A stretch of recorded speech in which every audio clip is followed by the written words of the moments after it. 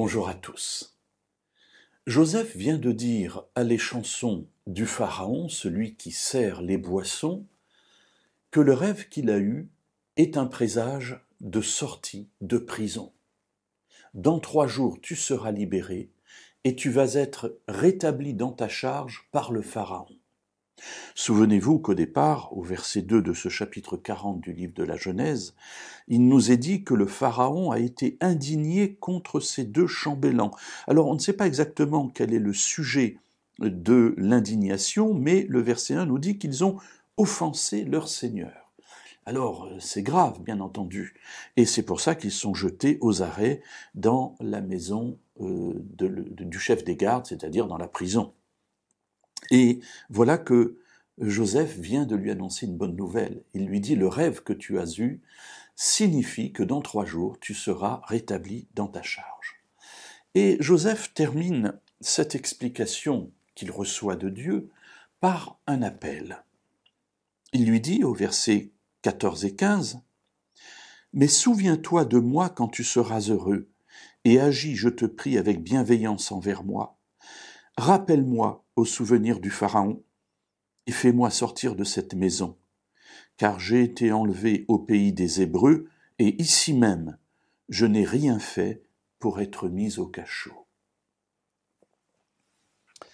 Alors c'est intéressant la méthode de Joseph. Joseph ne fait pas cela pour en retirer un avantage.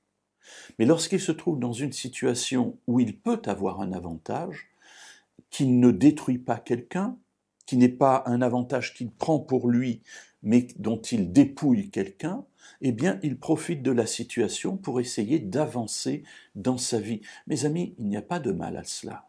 Ce qui est détestable, c'est que pour avancer, on doive écraser quelqu'un. Que pour avoir une promotion, on doit détruire quelqu'un. Ça, n'est pas une bonne chose. Mais si à un moment donné, vous voyez une occasion, ce qu'on appelle très souvent des opportunités, eh bien, rien ne vous empêche d'essayer de les mener à bien. Et c'est ce que fait ici Joseph. Il dit voilà, mais remarquez les termes qui sont intéressants. Souviens-toi de moi quand tu seras heureux. Il aurait pu dire souviens-toi de moi lorsque ce que je t'ai annoncé s'accomplira. Ça veut dire la même chose, mais peut-être pas tout à fait. Ce que je t'ai annoncé va te rétablir dans ta charge, c'est-à-dire que tu vas retrouver ta dignité, tu vas être heureux. Eh bien, quand tu seras heureux, souviens-toi de moi. Et il lui dit pourquoi. Il lui dit pourquoi. Rappelle-toi de moi au souvenir de Pharaon, fais-moi sortir de cette maison, de cette prison. Parce que moi j'ai été enlevé de mon pays. Et même ici, en Égypte, je n'ai rien fait qui justifie le fait que je me retrouve emprisonné.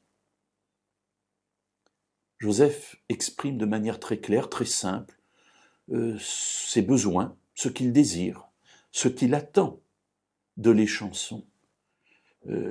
Quand tu seras heureux, ne m'oublie pas.